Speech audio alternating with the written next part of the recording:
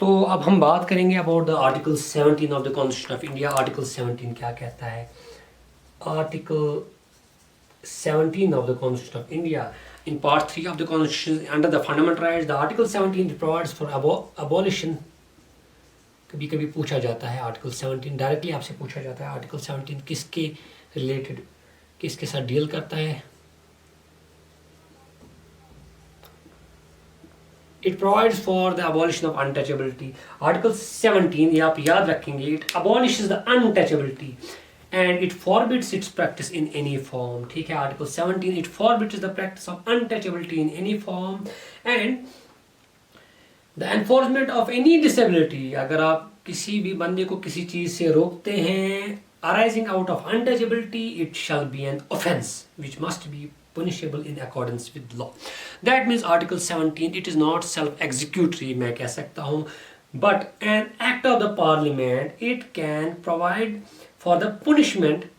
ठीक है, आप एक बंदे को पुनिश कर सकते हैं if he is imposing a disability on a person out of arising out of untouchability. So article 17 it abolishes the practice of untouchability and forbids its practice in any form. लेकिन आप याद रखेंगे the constitution of India it does not define untouchability.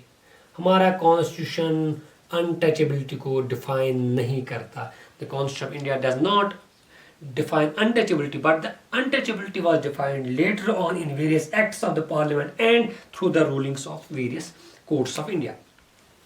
तो हमारे parliament ने क्या किया, क्योंकि मैंने पहले ही कहा कि untouchability it has not been defined in the constitution and the practice of untouchability it is an offence which must be punishable. So इसके लिए गवर्नमेंट, इसके लिए हमारे स्टेट ने इसने एक्ट्स बनाए. The first act in this regard was the Untouchability Offences Act of 1995.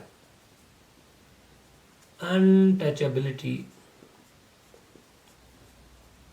Offences Act of 1955, and this act it prohibited and it made this offense of untouchability punishable. तो इसके बाद in the year 1976 this Act it was amended और इसका नाम भी change किया गया. It was known as the Protection of Civil Rights Act 1955. तो इसका नाम 1976 में चेंज किया गया. So this Protection of Civil Rights Act 1955 it was the Untouchability Offences Act of 1955, लेकिन इसमें कुछ चेंजेस लाई गई, इसमें बहुत सारी अमेंडमेंट्स की गई और इसका स्कोप बढ़ाया गया. एंड इसमें जो पुनिशमेंट के जो क्लॉजेस हैं, जो प्रोविजंस थे regarding the punishment, they were made very stringent. ठीक है, and this act it defines the civil rights as any right accruing to a person by reason of the abolition of untouchability. ठीक है, तो इसने क्या कहा, this act it defined the civil right. इसने कहा कि सिविल राइट वो राइट है which accrues to a person by reason of the abolition of untouchability. ठीक है, तो मैंने कहा कि untouchability the term has not been defined either in the constitution and the term has not been defined in this act even. So untouchability न constitution में defined है न इस act में defined है, लेकिन untouchability पे एक ruling है by the Mysore High Court. आप वो ruling पढ़ सकते हैं. ठीक है, तो उस ruling को आप पढ़ सकते हैं and you can understand a bit of untouchability, but untouchability has not been defined by this act or the article 17 of the Constitution of India. And this act, Protection of Civil Rights Act of 1955, it makes the offenses as untouchability and they are made punishable. ठीक है, these offenses, if somebody practices untouchability, he can be imprisoned for a duration of 6 months. ये आप याद रख सकते हैं. और he can be fined up to ₹500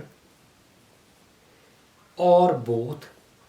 इतना ही नहीं, इसके रिपरकशंस ये भी हैं. If you are practising untouchability then you are disqualified for election to parliament और स्टेट लेजिस्लेचर. ये आप याद रखेंगे, this is very important. A person who is practising untouchability, who practises untouchability, he is disqualified. This is very important. He is disqualified for the election to the parliament or the state legislature. He cannot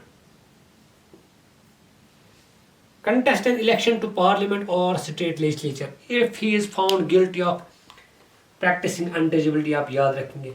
And this act declares various offenses as untouchability. जैसे एक आप किसी person को किसी public place of worship में enter नहीं करने देते, ठीक है, आप अनटचेबिलिटी को जस्टिफाई कर रहे हैं आप, ठीक है, किसी भी तरह से आप रिलीजियस पॉइंट ऑफ व्यू से कोई फिलोसफिकल ग्राउंड है उसके थ्रू आप अनटचेबिलिटी को प्रैक्टिस कर रहे हैं, प्रोपोगेट कर रहे हैं, आप पीपल को, आप लोगों को इंसल्ट कर रहे हैं, ठीक है, and you are refusing to admit people in hospitals, educational institutions, in the hostels.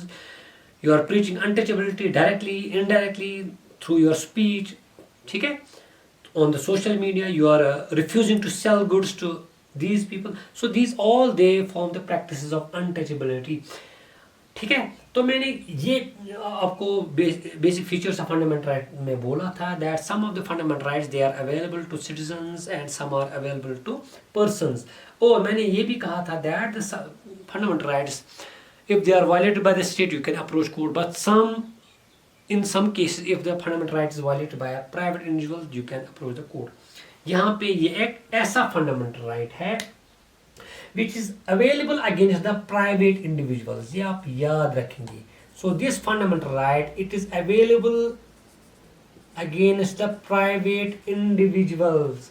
ठीक है, that means it is the constitutional obligation of the state to take necessary actions against these individuals to ensure that this right is not violated.